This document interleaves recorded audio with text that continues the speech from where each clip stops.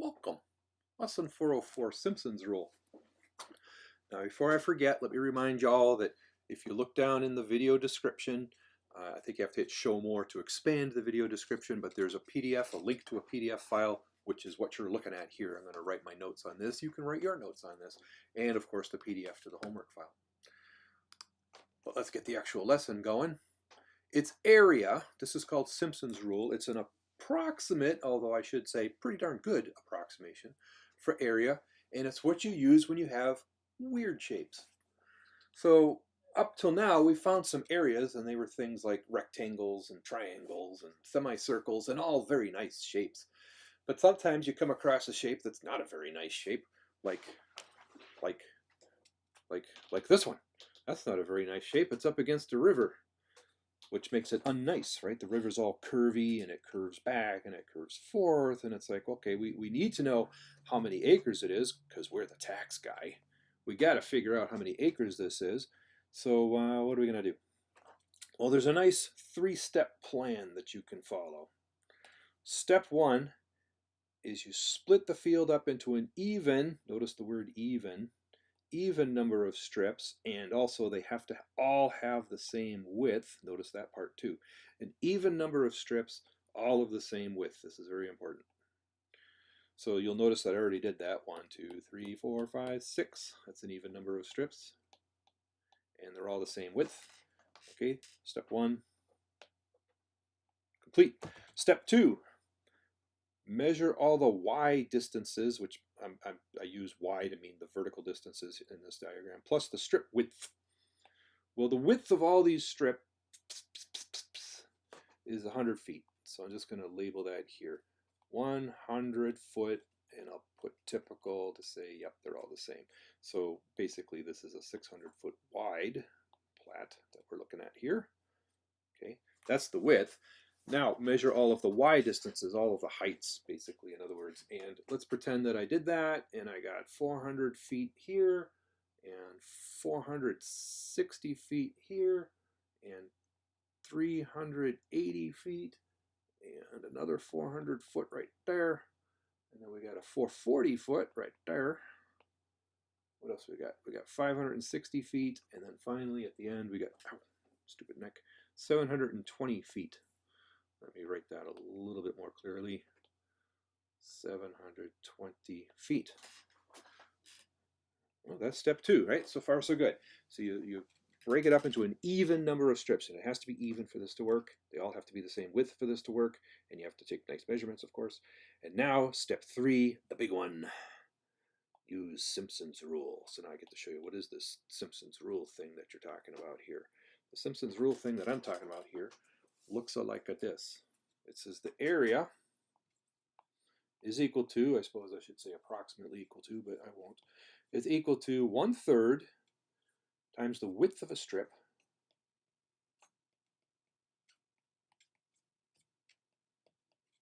which in this case is 100 feet. They're all 100 feet.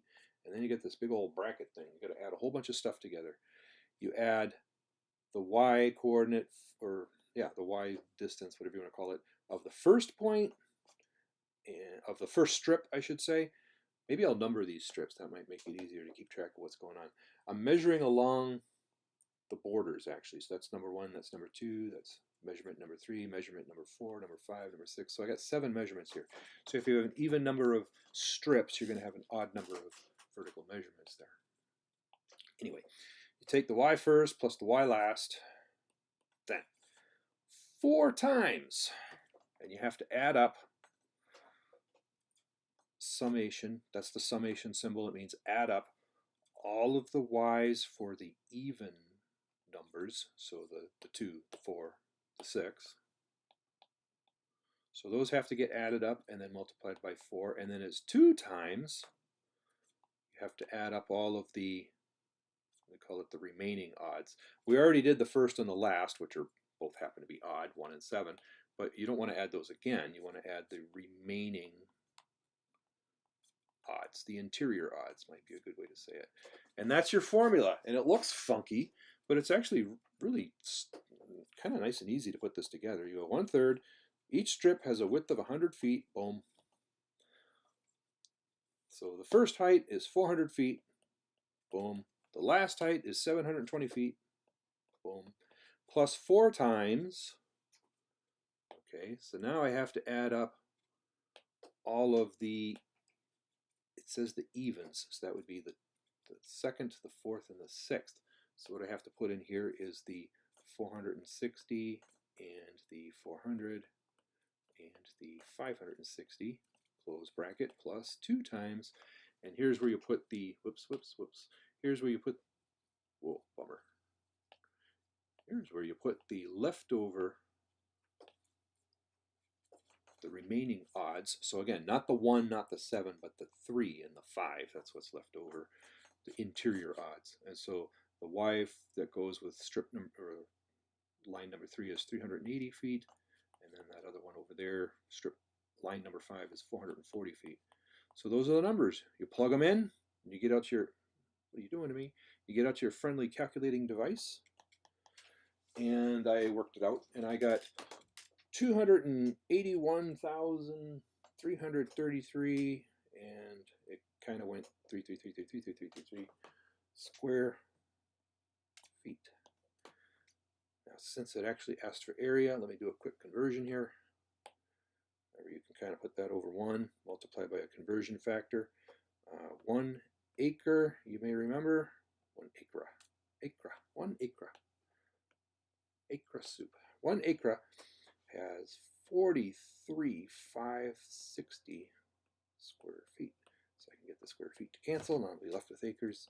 And what I'm getting for a final answer here is 6 point, well, if I use 5 sig figs, I'm getting 6.4585. Usually if you look at a Plat, it's usually, they're going to give it to you to 2 decimal places. 6.46, and I guess I should write acres here. Well, what do you think of that little approach, huh? You got some weird piece of property here, up against a weird piece of river here. Weird piece of property. You want to know the area? Fine. Take a whole bunch of vertical measurements like this and plug into this nifty formula. Simpson's rule. Now I should give you a little bit of a background, and this is going to be a little bit of a background. What'd you do to me?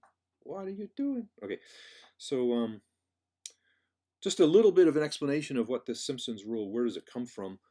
So I'll just kind of put this in like brackets or something.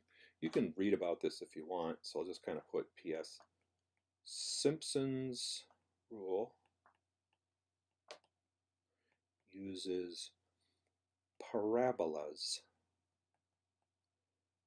to fit across the top of the strips.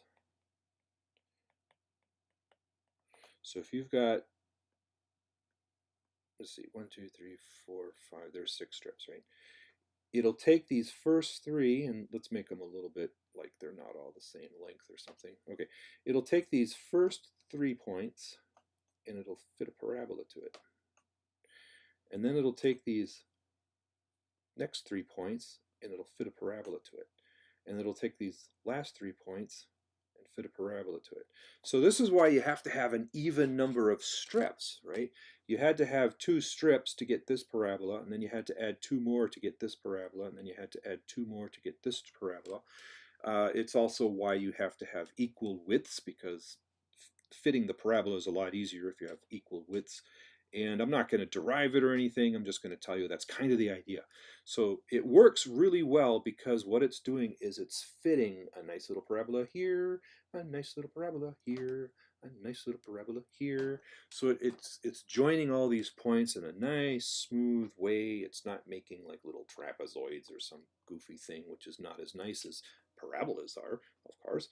So it's just a nifty little thing to have in your toolkit. You want to find an area, you don't have any electronics on you, let's say, you except a calculator maybe, you can just kind of bang out this Simpson's rule. Nifty, nifty, nifty. Let's do a second example. Maybe I'll have you try this one yourself, try to fit the formula in. Let's get started. Of course, the first thing you have to do, step 1, you want to make an even number of strips, all equal widths. So I did. Pretty sure I did. Let's see. 1, 2, 3, 4, 5, 6. Yeah, I did. See, I did. So I've got 6 strips, which is an even number of strips, and they all have the same width, and maybe I'll just kind of notate. These are widths of, I want to say 10 feet. What did I do here? Come on, memory, remember. What did I do here? Here it is. I did, yeah, actually they're 9 feet. Glad I looked it up. So the strips of this is 9 feet. By the way, this is supposed to be a boat. That's supposed to be like the hull of a boat, which, I don't know, I took the measurements from a boat book. That's supposed to be a boat. Maybe that's the profile it makes right at the water line or something. Oh no, it's the deck. So that's the deck of the boat. Anyway, the strips are 9 feet wide. Step 2, measure the width, which I did. And all the heights along the edges of the strips. So you don't measure across the middle of a strip or something. You measure across the edges of the strips. And so here, the width is 0, the height is 0. Here it measures out to about 8.4 feet. Here it's 15.6 feet. Like I say, I got these measurements from a boat thing. 19.5 feet, this is supposed to be real. This is 12.3 feet. Here we have 9.0 feet. And at the back we have 6.9 feet. So there's your measurements. That's what you need right there, your measurements. Now, Simpson's rule. And I guess we can write the rule real quick. It says that the area will be 1/3 times the width of a strip. Maybe I'll use this kind of a notation. Times, you take the first height or width, you take the last, 4 times the evens. How about if I write it this way? Just maybe it'll be a little easier to kind of work with. I'll say y evens. And then 2 times the y of the inner odds. So I'm altering my notation, my lingo just a little bit, my nomenclature, whatever. But you get the idea, right? Just take the first, take the last. Take 4 times the evens and 2 times the odds. That's your formula. Why don't you try plugging into that real quick and see what you get. I'll let you pause the tape. I'll let you unpause the tape. Okay, here's what I got. I plugged in like this. 1/3 times the width of 9. The first was a 0. The last was a 6.9 feet. And then 4 times all the evens. You know what you might do? In the last example, I labeled this as, I labeled this as like line number 1, number 2, number 3. But it might be easier to go like this. Call that the first even, odd, even, odd, even, odd, until you get an even and then the last. That makes it easy for me anyway to figure this out. So I want all the evens means I go grab all the e's. So 4 times, what do I got here? I got an 8.4, I got a 19.5, and I got a 9.0. Plus 2 times the inner odds, which would be that one. So that's a 15.6 plus a 12.3.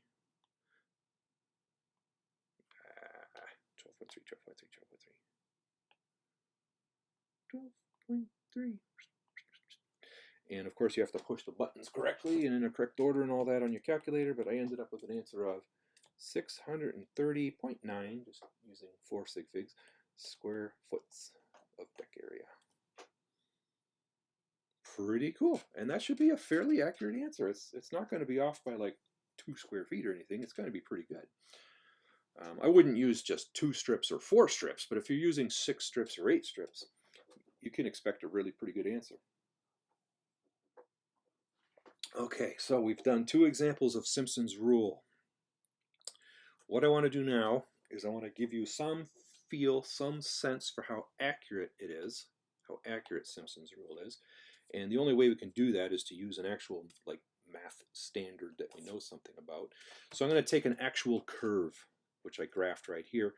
So this is an actual algebraic formula. It's a curve. It's y equals x to the fifth plus x to the fourth minus x. And when you graph it, it looks like this. Okay. Now what we want to do is we want to find the area beneath this curve. We're going to use 4 strips, which is, like I say, you really shouldn't use just 2 or 4 strips, but let's just use 4 strips, see how bad the answer really is. And we will roughly estimate the area beneath this curve from x equals -2 to x equals +2. So x equals -2 is here, so I didn't, because this thing really takes off, I'm just exaggerating the scale here, up to +2, and this thing really takes off up here. So just try to pretend that it's going way up. Okay, so this is not really to scale, of course, but I want to break it. Into strips and find the area. Now I should note real quick that let's see. I usually use like a okay. When we say area beneath the curve, we're talking about the area to the x-axis, and so here you've got some area. Here you've got some area, right? Those are positive areas. And then it turns out that these, maybe I'll use like a red, these will be negative areas because they're underneath. Right? So that's a negative area, that's a negative area. Oh, maybe I should just kind of point it out like this. Negative areas. So mathematically, when we find the area, quote, beneath this curve, unquote, what we're finding is the sort of the net area above water of an iceberg. Think of it as like a floating iceberg. So the net area is going to be, you're going to take how much area have we got above, and so we're going to subtract the area that's below and call that a sort of a net area above. So that's what we mean. It's good to know what we mean. That's what we mean by this total area under the curve. So back to Simpson's rule. Simpson's rule says, says first, break it into an even number of strips. And we've decided here that we're going to use 4 strips. So allow me to cheat a little and not actually draw the strips. Let me just say, if we break this into 4 strips, well, I suppose I'm going to have to draw the dividing lines at least. Right? That's going to be my divisions. I'm going to be dividing at x equals -2, -1, 0, 1, and 2. That's going to be my edges of my strips, right? So I got one strip that goes from here to here, from x equals -2 to x equals -1. I got another strip that goes from x equals -1 to x equals 0, from x equals 0 to x equals 1, from x equals 1 to x equals 2. Those are my 4 strips. I got 5 edges for 4 strips. So what I need now is I need to get the y coordinates. And having an equation means we can just plug into the equation to figure out what these y coordinates are. And I did, and what the heck did I get? I got a -14. So if I had actually drawn this to scale, this would go all the way down to -14. So at -1, when x is -1, it turns out y is +1. When x is 0, it turns out y is 0. When x is 1, it turns out y is +1. And then when x is 2, this thing jumps all the way up to y equals 46. So yeah, I'm really not to scale here, right? This is supposed to go way up to 46. So anyway, that's the data we need. You can think of this as this is your first, even, odd, even, last. Right? I'm just labeling that so I can use my Simpson's formula real quick. So here we go. Maybe I'll use a different color. Area is, remember, you do 1/3 times the width of a strip. These strips all have widths of exactly 1. Okay. Now you take the first y, which is a -14. You take the last y, which is a 46. You take 4 times the even ones, so that's going to be the 1 and the 1, actually. And then let me come underneath here. You take 2 times the inner odds, which is just this one, and actually it's a 0. So that's it. You plug those numbers in. Bada boom, bada bing. What did I get here? I got an area of 13 point, and if I use 5 sig figs, 13.333 squares. Okay, that's using only 4 strips, which again is terrible. But that's what you get. Let's use 8 strips. Use 8 strips and see how much this number changes. It'll be more accurate with 8 strips, I guarantee it. But let's see how much it changes. So actually I would invite you to pause your tape or whatever and try this one yourself and see what answer you get. I'm waiting for you to pause it. Are you going to pause it or what here? Come on, pause it. Try it yourself. Okay, you're unpaused. Okay, here we go. 8 strips. Well, if I have 8 strips, then I'm basically looking back up at the chart here. I'm going to have to be splitting it in between all of these as well, right? To double the number of the strips, I have to cut them all in half, basically. So what are my x coordinates going to be now? I'm going to have the -2, and then instead of having -1, I'll have -1.5, then -1, then -0.5, then 0, then 0.5, then 1, then 1.5, then 2. It's going to be a little hard to fit this one in, I think. The y coordinates were, well, I can copy these from before, right? I got to get those other y coordinates. So I did that, and at -1.5, my calculator, because it was in nice mode, told me that was a -33/30. You're better off writing the fraction because the fraction will preserve your accuracy. If I were to convert 33/30 to a decimal, I'd get 1.03125. Now, if you're comfortable carrying all those decimal places around with you, be my guest. But rather than write 1.03125, I find 33/30 is easier. And plus, you don't want to round. You don't want to just call that like 1.03 or something, because then your answer is going to be off. So anyway, such is the value of fractions. They're nice. When x is -0.5, what did I get? What's that say? I got 17/30. When x was +0.5, I got a -13/30. And at 1.5, I got a whopping 357/30, which is more than 10, but that's what the calculator gave me in heights. Now I can think in terms of, that's my first y, that's my last y, that's my second, which is even, odd, even, odd, even, odd, even, last. So what is the area then? It's going to be 1/3 times the width of each strip, and the width now is a half. I can put 0.5 because it's exactly a half. Well, you know what? See, that makes me nervous now. Yeah, having a reaction. Okay, so that's a half. Then you sum up. Take the first y, which is -14. Take the last y, which is 46. And then you, inside here, you add up 4 times the evens, which is the -33/30 plus the 17/30 minus the 13/30, and then plus the 357/30. And then you have 2 times the inner odds, which is 1, 0, and 1. Close the bracket. Whoa, so that's stubbing all the numbers in there. Hopefully you're having an easier time fitting it in than I am. I brought it to an answer, and I ended up getting, where am I?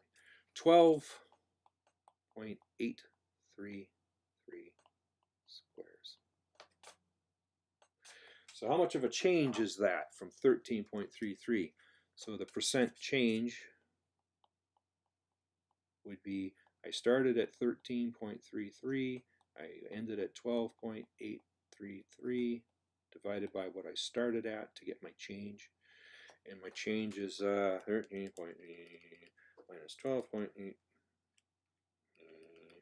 equals, divided by 13.8 equals, and then you slide your decimal over place, and you have to slide your decimal 2 places, but you end up with 3.75% change. What do you, what, what? Gee, come on, you. 3.75% change. Man, oh man. Man, oh man. Man, oh man. Man, oh man, oh man, oh man, oh man. 3.75% change. There we go. Okay, yay. So by doubling the number of strips, we only changed it by about 3.75%. Now you could double the number of strips again. I bet you'd only change by like maybe 0.5%. I don't know. Actually, there's a way to know how far off we are, and that's why I chose this mathematical problem. You can actually get this on your calculator. You're saying, what? Calculator? And it's like, well, yeah, but relax. You have to have an actual equation to work with if you're going to do this on your calculator.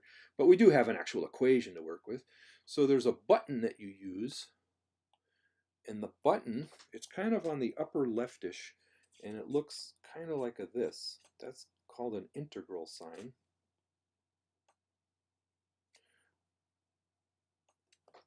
This is kind of like a stretched S for sum.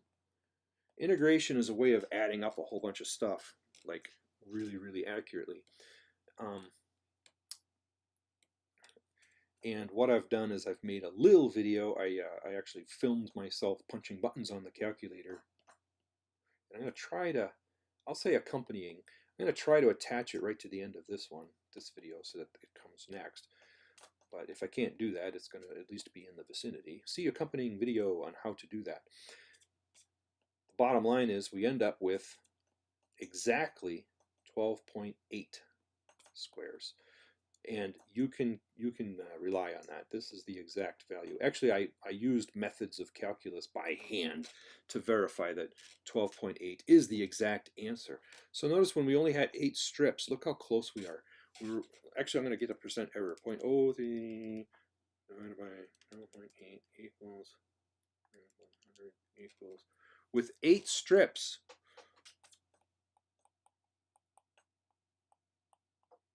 it was only off by 0.26%. That's pretty good, right? 0.26%, not good. Now, if you want a really good answer, use 16 strips. You'll get an awesome answer. It'll be so close, you'll be like, whoa. So it is an approximation, so that's an important thing to keep in mind. The Simpson's rule is an approximate method, but it's a pretty darn good approximate method, especially if you use more strips, and especially if, you know, this particular curve, I chose this wacky looking curve on purpose because I knew that if it was going way down and then way up, that would really stress out the Simpson's rule. You know, it would really put it to a serious test. So that's kind of why I chose this weird looking thing. So anyway, even when you try to stress it out with a really weird shape, it comes out amazingly close. 0.26% with only 8 strips, that's pretty good. Okay, so I'll show you these buttons hopefully in a very soon, but I did want to kind of make a closing comment. I could do that maybe on the end of page 2 here. I'll just call this closing comments. You might find this kind of interesting. Finding area, it turns out, is an important thing to do, partly because sometimes you need to find areas, right? You need to literally find areas, the area of a plat, the area of a deck of a boat or whatever. You got to know how much paint, something like that. You also need this when you need to, how should I say, find the area. I'm going to draw what's called a pressure volume chart. Why would you draw a pressure volume chart? What you do is you hitch this up to your engine in your car, for example, an internal combustion engine with the cylinder and all that stuff. You hitch it up, you hitch up some instrumentation so that there's some needles, and the needles are going to draw on a piece of paper. Of course, these days it'll draw on a computer screen. But anyway, you will get a chart that looks like this. So I'm starting at low volume, low pressure. This means that the cylinder is, how should I say, topped out. That's the lowest possible volume we can have in the cylinder.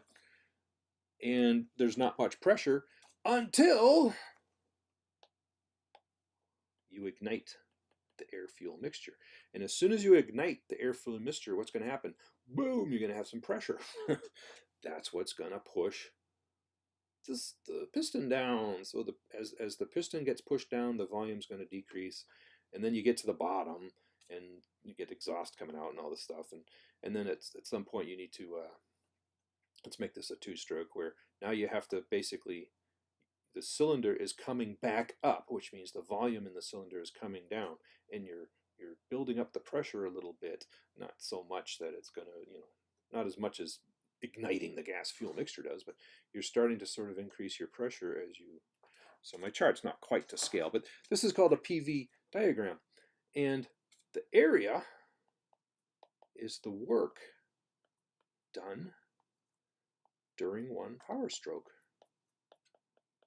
This is a very engineering kind of cool thing. So the area under a PV curve tells you basically your power stroke. How much, what are we getting out of this engine? How many horsepower are we getting out of this thing? And so on. So that's pretty cool.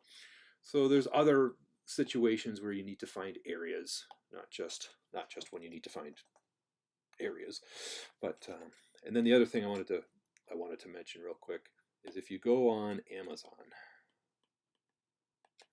and you look up planometer,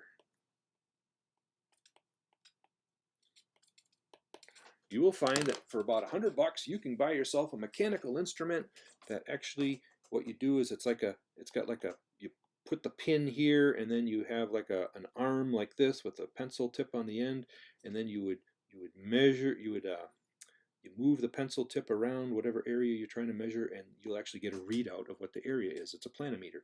That's really cool too. And I point that out because those of you who are interested in gadgets will have to be interested in that. Anyway, I digress. What do you say we get to the part where I show you how to use the Casio to calculate the true area? Yeah, let's do that right now.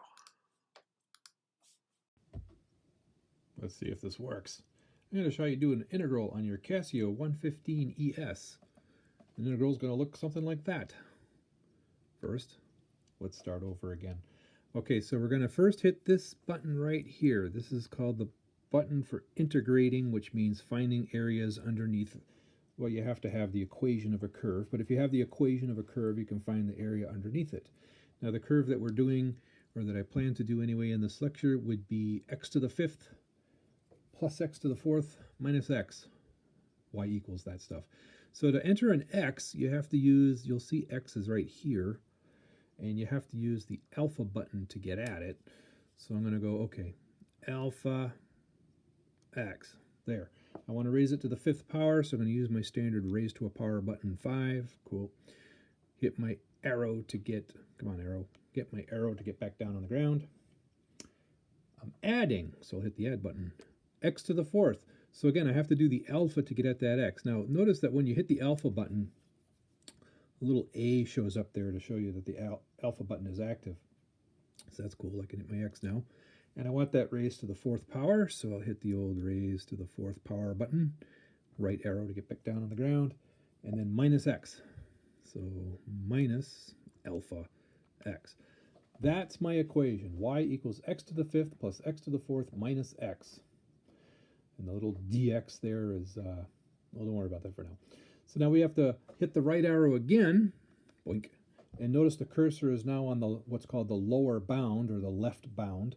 We're going to integrate this, find the area beneath this curve between x equals -2 and +2. So you start with the lower bound, or the leftward bound here on the bottom, -2. Remember, you have to use that to get a -2. And then to get to the upward bound, you have to hit the up button. Now your cursor's up there. You can hit the 2, boink, and you're ready to go.